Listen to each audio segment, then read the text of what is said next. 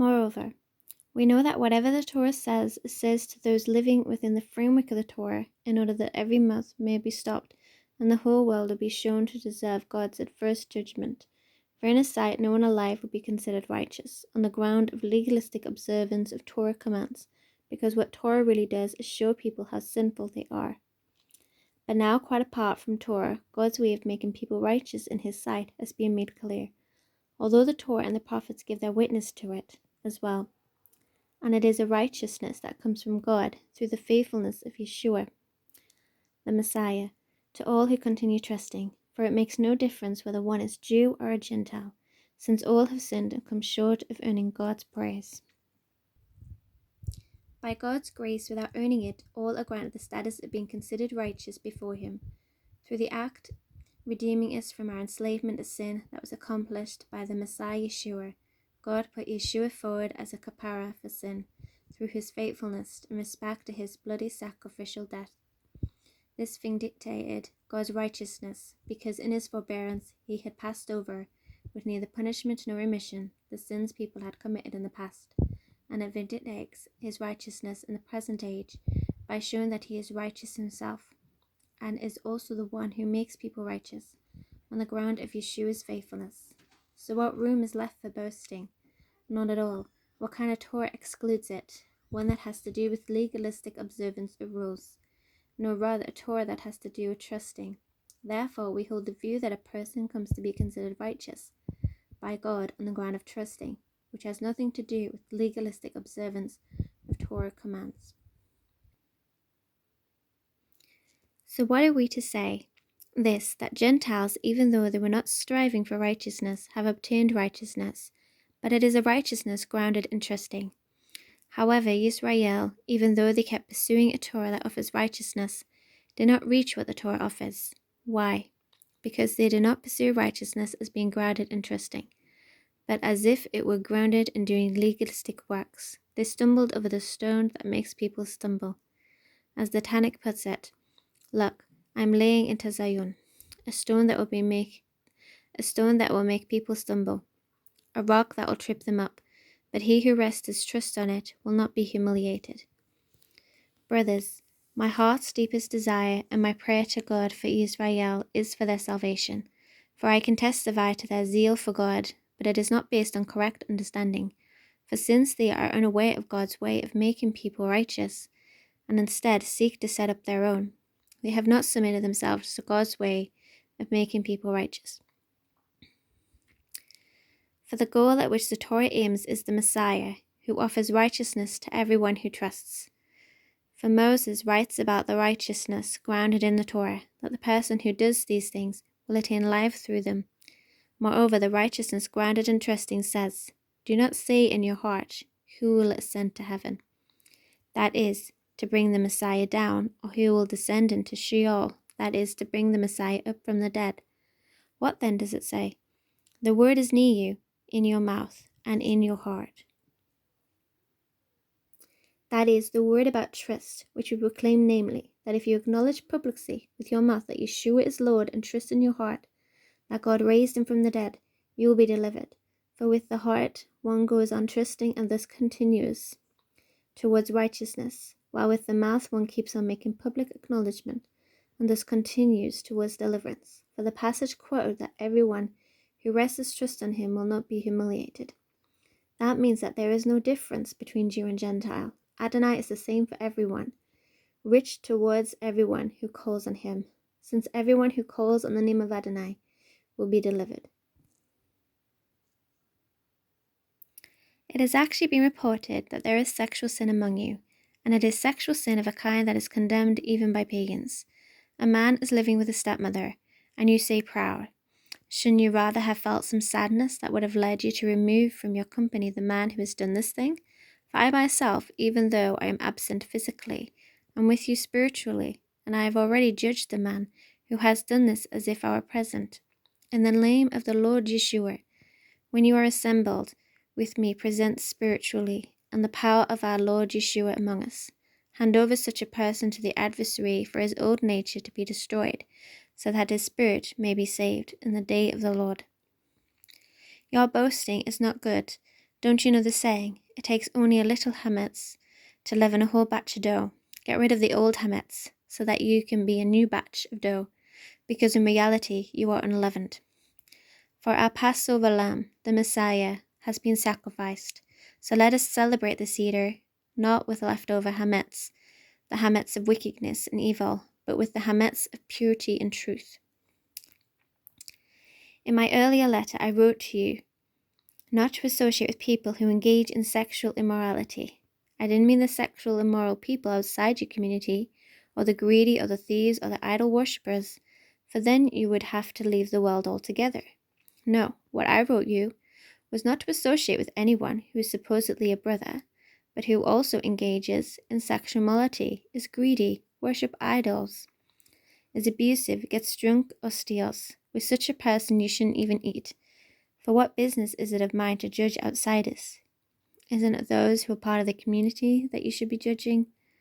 God will judge those who are outside. Just expel the evildoer from among yourselves.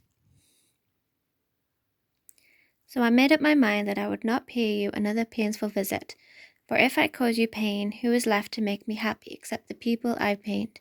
Indeed, this is why I wrote as I did, so that when I came I would not have to be pained by those who ought to be making me happy, for I had enough confidence in all of you to believe that unless I could be happy, none of you could be happy either.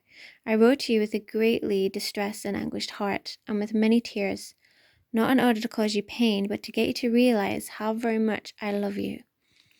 Now, if someone has been a cause of pain, it is not I whom he has pained, but in some measure, I don't want to overstate it, all of you. For such a person, the punishment already imposed on him by the majority is sufficient, so that now you should do the opposite. Forgive him, encourage him, comfort him. Otherwise, such a person might be swallowed up in overwhelming depression.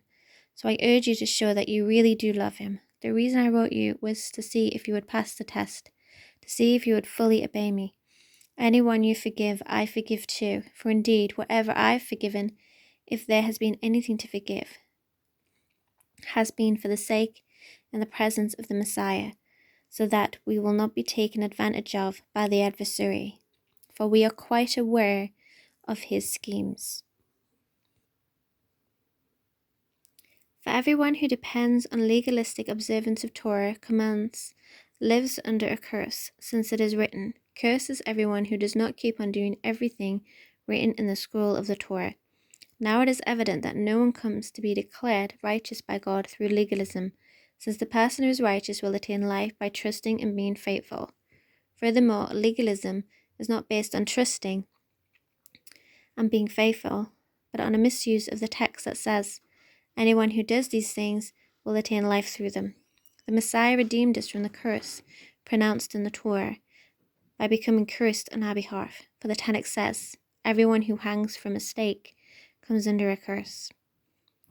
Yeshua the Messiah did this so that in union with him, the Gentiles might receive the blessing announced to Abraham, so that through trusting and being faithful we might receive what was promised, namely the Spirit. Moreover, the present Kohanim are many in number, because they are prevented by death from continuing in service. But because he lives forever, his position as Kohen, priest, does not pass on to someone else, and consequently he is totally able to deliver those who approach God through him, since he is alive forever and thus forever able to intercede on their behalf. This is the kind of Kohen Gadol, high priest, that meets our need, holy, without evil, without stain, set apart from sinners, and raised higher than the heavens, one who does not have the daily necessity, like the other Kohen Gadolim, of offering up sacrifices, first for their own sins, and only then for those of the people, because he offered one sacrifice, once and for all, by offering up himself. For the Torah appoints as Kohen Gadol men who have weakness, but the text which speaks about the swearing of the oath, a text written later than the Torah, appoints a son who has been brought to the goal forever. Here is the whole point of what we have been saying.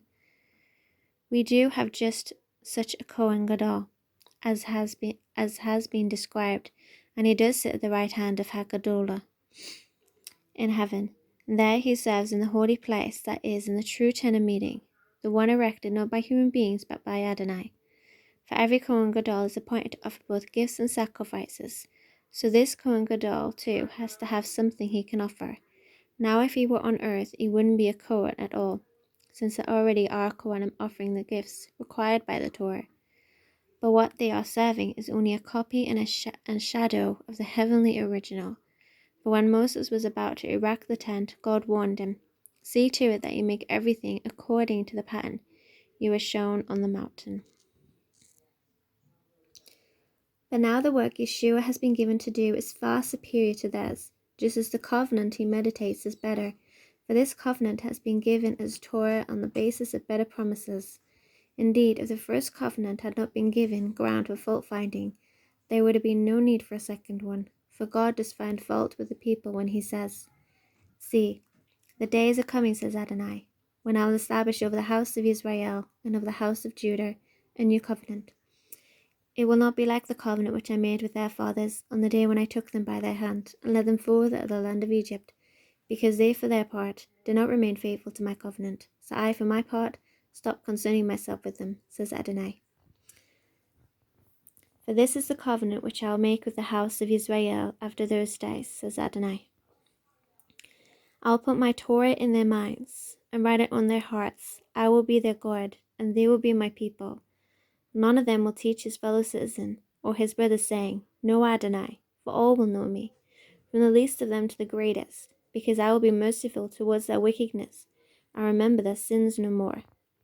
Jeremiah 31, 30-33. By using the term new, he has made the first covenant old, and something being made old, something in the process of aging, is on its way to vanishing altogether. Now the first covenant had both regulations for worship in a holy place here on earth. A tent was set up, the outer one, which was called the holy place. In it were the menorah, the table, and the bread of the presence. Behind the second paracahit curtain was a tent called the holy place, called the holiest place, which had the golden altar for burning incense, and the ark of the covenant entirely covered with gold, and the ark with a gold jar containing the manna, Aaron's rod that sprouted, and the stone tablets of the covenant, and above it were the cherubim, representing the Shekinah, divine presence, casting their shadow on the lid of the ark. But now is not the time to discuss these things in detail. With things so arranged, the Kohanim, priests, go into the outer tent all the time to discharge their duties, but only the Kohen Hagadol, the great priest, enters the inner one, and he goes in only once a year, and he must always bring blood, which he offers both for himself and for the sins committed in ignorance by the people. By this arrangement, the Rosh HaKodesh, the Holy Spirit, showed that so long as the first tent had standing, the way into the holiest place was still closed. This symbolizes the present age and indicates that the conscience of the person performing the service cannot be brought to the goal by the gifts and sacrifice he offers, for they involve only food and drink and various ceremonial washings, regulations concerning the outward life, imposed until the time for God to reshape the whole structure. But when the Messiah appeared as Kohen Gadol of the good things that are happening already, then through the greater and more perfect tent, which is not man-made, that is not of this created world, he entered the holiest place once and for all, and he entered not by means of the blood of goats and calf, but by means of his own blood, thus setting people free forever. For if sprinkling ceremonial unclean persons with the blood of goats and bulls and the ashes of a heifer restores their outward purity, then how much more the blood of Messiah, who through the eternal Spirit offered himself to God as a sacrifice without blemish, will purify our conscience from works that lead to death, so that we can serve the living God. It is because of this death that he is mediator of a new covenant or will, because the death has occurred which sets people free from the transgressions committed under the first covenant. Those who are being called may receive the promised eternal inheritance. For where there is a will, there must certainly be produced evidence of its maker's death. Since a will goes into effect only upon death, it never has force, while its maker is still alive.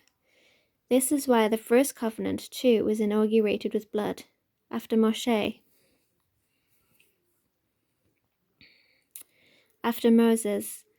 had proclaimed every command of the Torah to all the people, he took the blood of the calves with some water and used scarlet wool and hyssop to sprinkle both the scroll itself and all the people. And he said, "This is the blood of the covenant which God has ordained for you."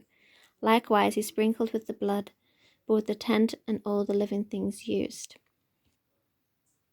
in its ceremonies. In fact, according to the Torah, almost everything is purified with blood. Indeed, without the shedding of blood, there is no forgiveness of sins. Now, this is how the copies of the heavenly things had to be purified. But the heavenly things themselves require better sacrifices than these, for the Messiah has entered a holiest place, which is not man-made, and merely a copy of the true one, but into heavens itself, in order to appear now on our behalf in the very presence of God. Further, he did not enter heaven to offer himself over and over again, like the Kohen Gadol, who witnessed the holiest place year after year with blood that is not his own, for then he would have had to suffer death many times from the founding of the universe on. But as it is, he has appeared once at the end of the ages in order to do away with sin through the sacrifice of himself, just as human beings have to die once, but after this comes judgment. So also the Messiah, having offered once to bear the sins of many, will appear a second time, not to deal with sin, but to deliver those who are eagerly waiting for him. For the Torah has in it a shadow of the good things to come, but not the actual manifestation of the originals. Therefore, it can never, by means of the same sacrifices repeated endlessly year after year, bring to the goal those who approach the holy place to offer them. Otherwise, wouldn't the offering of those sacrifices have ceased? For if the people performing the service had been cleansed once and for all, they would no longer have sins on their conscience. No, it is quite the contrary. In these sacrifices is a reminder of sins year after year, for it is impossible that the blood of bulls and goats should take away sins. This is why, on coming into the world, he says, "It has not been your will to have an animal sacrifice and a meal offering.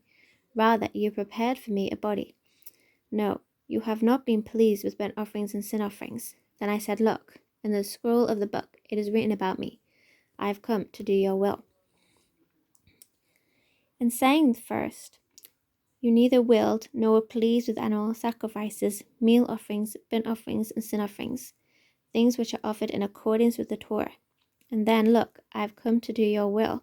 He takes away the first system in order to set up the second. It is in connection with this will that we have been separated for God and made holy once and for all through the offering of Yeshua, the Messiah's body. Now every priest stands every day during his service, offering over and over the same sacrifices, which can never take away sins. But this one, after he had offered for all time a single sacrifice for sins, sat down at the right hand of God, from then on to wait until his enemies be made a footstool for his feet. For by a single offering he has brought to the goal for all time those who are being set apart for God and made holy. And the Rosh HaKodesh, the Holy Spirit too, bears witness to us, for after saying, "This is the covenant which I will make with them after those days," says Adonai. "I will put my Torah on their hearts and write it on their minds."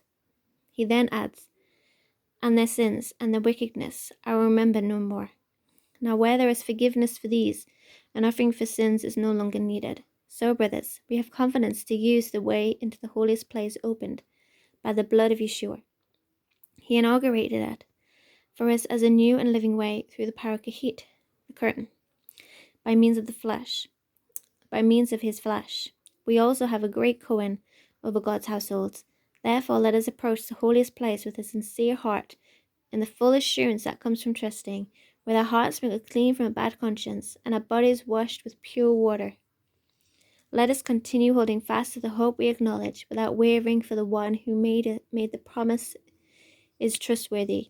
And let us keep paying attention to one another, in order to spur each other on to love and good deeds, not neglecting our own congregational meetings, as some have made a practice of doing, but rather encouraging each other.